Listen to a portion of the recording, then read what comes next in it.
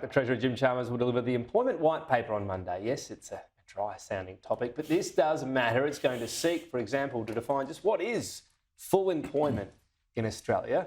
And that could decide things such as what sort of government policies actually contribute to things such as inflation, whether or not people will be able to find a job. For a closer look at what could be in it and a few other things as well, let's bring in the Chief Executive of the Australian Chamber of Commerce and Industry, Andrew McKellar. Thanks for your time. How do you define full employment in Australia? Well, Tom, good to be with you. Look, I think here full employment is really that level where we've got unemployment down to the point where it's not adding to inflation, so it's not adding to inflationary pressure, and essentially there's a balance between the aggregate supply and aggregate demand levels in the economy. So when you say inflation, are you talking about the wage inflation, particularly the NAIRU, as it's called, with that dread? Well, wage inflation, price inflation. So clearly, if you get to a point where the labour market is too tight, it's and you've got supply chain and labour market pressures which are adding to costs and then feeding into inflation. If you don't have the capacity to fill the vacancies that are there, then really that's at the point where you're at. Capacity is obviously a problem, but perhaps we can be smarter with who we bring into the country to help that. So there's even with such low unemployment, you've still got lots of people who want a job who can't get one. And unions are saying, well, can't we get something closer to if you want a job, you'll be able to find it. We'll have an economy that's smart enough to figure that out. Wouldn't that be a better outcome? Well, I think this is going to be the challenge, and obviously the white paper is an opportunity for the government to, set out the case. So it's really got to be about lifting those speed limits in the economy, encouraging stronger productivity, stronger participation, but also better matching between where those opportunities are and where that spare capacity is. And that gets unemployment down. Yeah, that's correct. Because where the NAIRU hits a lower point. Yeah. But did COVID sort of teach us, and what happened afterwards, that where this point is, where wages start to push up because you can't find workers, is probably lower than we thought it was before? Is that an accepted lesson, given we didn't really have pressure on wages until we really hit the sort of low threes and sustained in that period? People thought it would happen at 4.5, and that didn't really happen.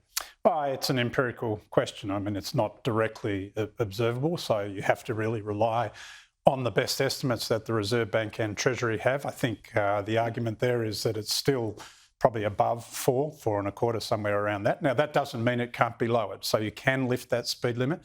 With the current settings of the economy, it's still above 4.25. I think that's the consensus, but that doesn't mean it can't be lowered. Better skills match with a focus on migration and training for Australians. Sure. Yep. It can be lower. That's your... Absolutely. With the right policies, it can be lowered, but this will take a very ambitious reform agenda.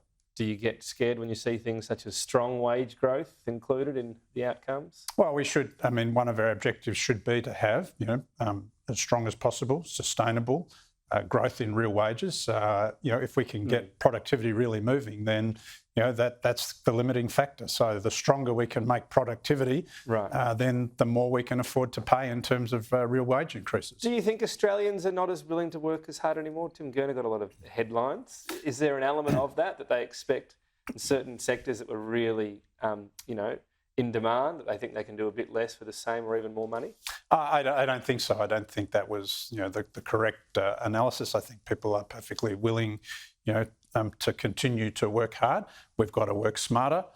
We've got to invest in skills. I think we've got to be creating jobs which are really high value and offer, great opportunities for the future. So I think if we do that, people, want to be in the workforce. They want to contribute. They want to have fulfilling lives. Do they want fulfilling lives, though? Do they want more rights, and in particular work from home? Is that something that people feel there's more of a right around than there used to be?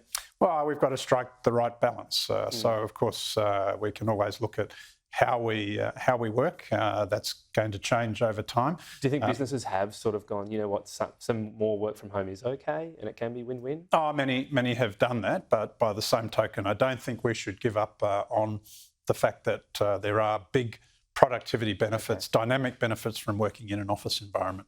If the net migrant intake does come down a bit, could that still be not a bad outcome for the economy, but would it have to be done really well, or is any cut going to hurt?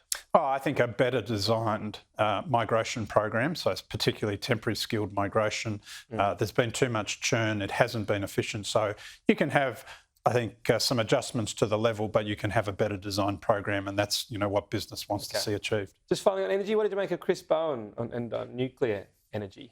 Oh, look, I think they were interesting comments that he made earlier in the week. Honestly, I think it raised more questions than answers. I think to some extent what this shows, and business has been saying this for a long time, we want to be technology neutral. All options should be on the table.